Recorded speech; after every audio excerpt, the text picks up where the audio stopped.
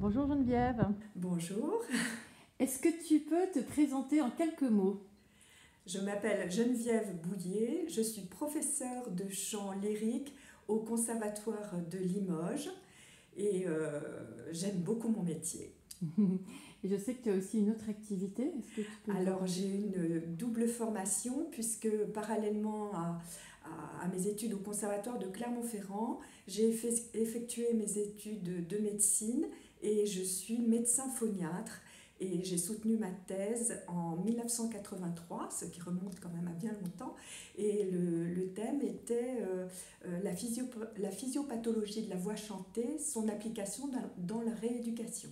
Donc les troubles fonctionnels chez le chanteur. Ok, passionnant.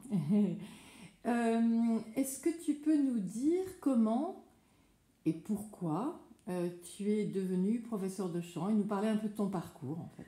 Ben, je voulais chanter depuis l'âge de 6 ans, depuis que j'avais vu une opérette au théâtre Mogador. Et je n'ai pas changé de but depuis cet âge-là. Et quand j'ai passé mon bac, le professeur de chant qui m'a dit que je pouvais bien sûr devenir éventuellement professionnelle, mais il fallait aussi avoir un autre métier à côté, au cas où l'expérience de chanteuse ne puisse pas se réaliser. Et j'ai eu la chance d'être conseillée par mon père qui m'a dit fais donc ta médecine et de la phoniatrie. Et effectivement, c'est ce que j'ai fait. J'ai fait ma médecine, sachant que je deviendrais médecin phoniatre. Et puis à la fin de mes études, donc j'ai terminé à peu près le conservatoire et la fac en même temps.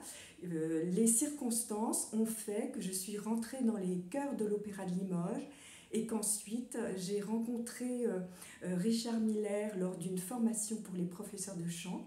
J'ai pu faire les 2 années de préparation avec Richard Miller et Horst Gunther.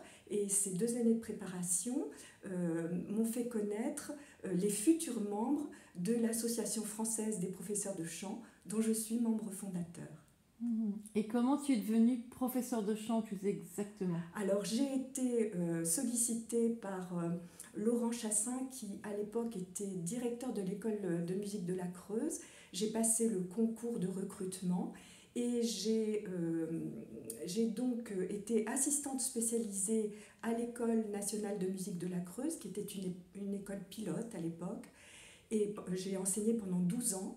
Et puis j'ai passé les concours et j'ai pu devenir donc professeur d'enseignement artistique. Et là j'ai été nommée au Conservatoire de Poitiers. J'y suis restée 10 ans. Ce sont 10 merveilleuses années. J'avais un directeur très dynamique, Éric Sprogis, et puis à la suite j'ai eu d'autres directeurs qui ont été aussi, avec lesquels j'ai pu avoir des échanges très fructueux. Et puis en 2010, j'ai obtenu le poste de professeur à Limoges, qui est la ville où j'habite depuis 40 ans. Donc j'ai été contente de pouvoir travailler à côté de chez moi. Et là, j'ai une classe d'étudiants en chant, en lyrique, et aussi un ensemble, enfin, j'ai 1 heure de travail en collectif, en technique vocale, avec toutes les personnes qui souhaitent améliorer leur voix en chant. Et est-ce que tu peux nous parler ou évoquer un moment clé ou un moment important qui te semble important dans ton parcours de professeur de chant? Alors, en fait, c'est un moment qui se répète. Ce que je trouve le plus extraordinaire, c'est quand enfin l'étudiant que je guide trouve sa voix, VOIX, sa propre voix.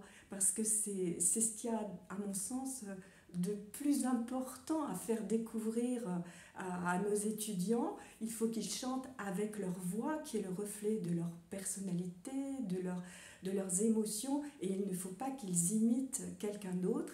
Et c'est ça qui est, enfin, à mon sens, qui est le plus difficile, c'est de faire trouver son propre timbre pour ensuite être guidé au travers du répertoire vers une utilisation optimale de sa voix, puis surtout arriver au bonheur de chanter.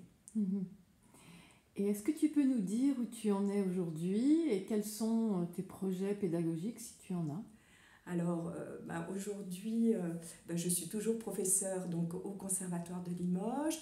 J'ai une activité de chanteuse et en particulier, il y a un petit ensemble où nous sommes chacun solistes dans notre partie. Donc, c'est un ensemble instrumental et vocal. Et les deux chanteurs qui chantent avec moi sont des anciens élèves. Donc, je suis heureuse de pouvoir chanter avec mes élèves, même si par ailleurs, je fais aussi quelques récitals. Sur le plan de la phoniatrie, en fait, depuis 40 ans, j'ai toujours fait des conférences sur la physiopathologie de la voix chantée parce que j'avais la double casquette phoniatre et professeur de chant. Donc j'ai pu enseigner depuis plus de 20 ans, j'enseigne régulièrement au pôle Aliénor à Poitiers, donc dans le cadre de la formation professionnelle des professeurs de formation musicale ou de chant. Et puis, je suis intervenue pendant, je crois, 5 ans à l'Université de Limoges, plus précisément à l'école d'orthophonie qui fait partie de l'Île-Faumer. Bon, maintenant, je m'arrête maintenant pour cette partie universitaire, mais dans les projets, il y a des académies de chant à droite à gauche qui veulent se monter, qui me demandent si je peux intervenir, sans quoi je suis tout à fait d'accord, mais pour l'instant, il n'y a rien de précis. Est-ce que tu souhaites rajouter quelque chose? Non, je te remercie beaucoup pour ton écoute bienveillante et puis j'ai été ravie de faire ta connaissance. De même, merci beaucoup Geneviève.